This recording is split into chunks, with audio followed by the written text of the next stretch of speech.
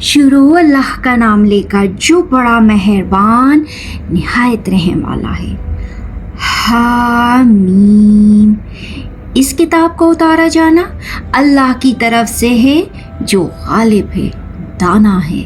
بے شک آسمان اور زمین میں ایمان والوں کے لیے اللہ کی قدرت کی نشانیاں ہیں، اور تمہاری پیدائش میں بھی اور جانوروں میں بھی جن کو وہ پھیلاتا ہے یقین کرنے والوں کے لیے نشانیاں ہیں، اور رات اور دن کے آگے پیچھے آنے جانے میں، اور جو اللہ نے آسمان سے ذریعہ رزق نازل فرمایا پھر اس سے زمین کو اس کے مردہ ہو جانے کے بعد زندہ کیا، اس میں اور ہواؤں کے گردش دینے میں عقل والوں کے لیے نشانیاں ہیں۔ یہ اللہ کی آیتیں ہیں جو ہم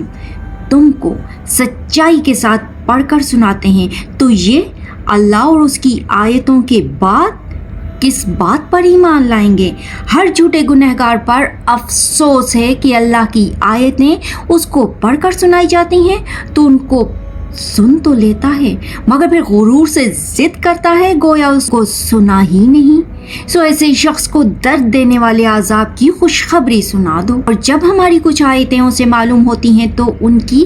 ہنسی اڑاتا ہے۔ ایسے لوگوں کے لیے ذلیل کرنے والا عذاب ہے، ان کے پیچھے دوزخ ہے، اور جو بھی یہ کرتے رہے کچھ بھی ان کے کام نہ آئے گا، اور نہ وہی کام آئیں گے جن کو انہوں نے اللہ کے سوا معبود بنا رکھا تھا، اور ان کے لیے بڑا عذاب ہے۔ یہ ہدایت کی کتاب ہے، اور جو لوگ اپنے پروردگار کی آیتوں سے انکار کرتے ہیں ان کو سخت قسم کا درد دینے والا عذاب ہوگا۔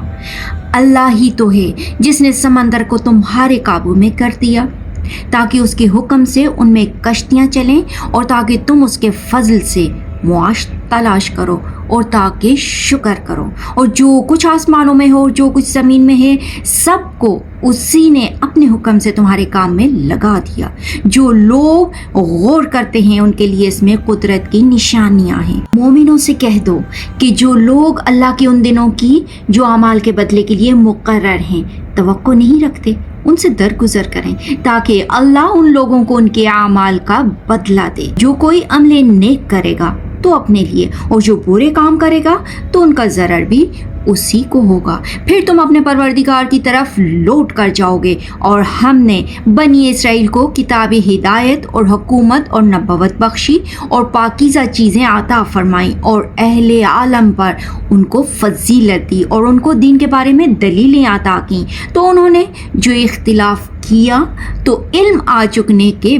بعد آپس کی ضد سے کیا۔ بے شک تمہارا پروردگار قیامت کے دن ان میں ان باتوں کا جن میں وہ اختلاف کرتے تھے فیصلہ کر دے گا۔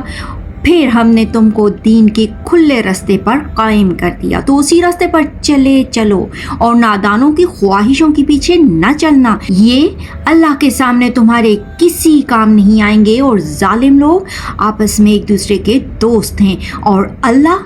پرہیزگاروں کا دوست ہے۔ یہ قرآن لوگوں کے لیے دانائی کی باتیں ہیں، اور جو یقین رکھتے ہیں ان کے لیے ہدایت اور رحمت ہے۔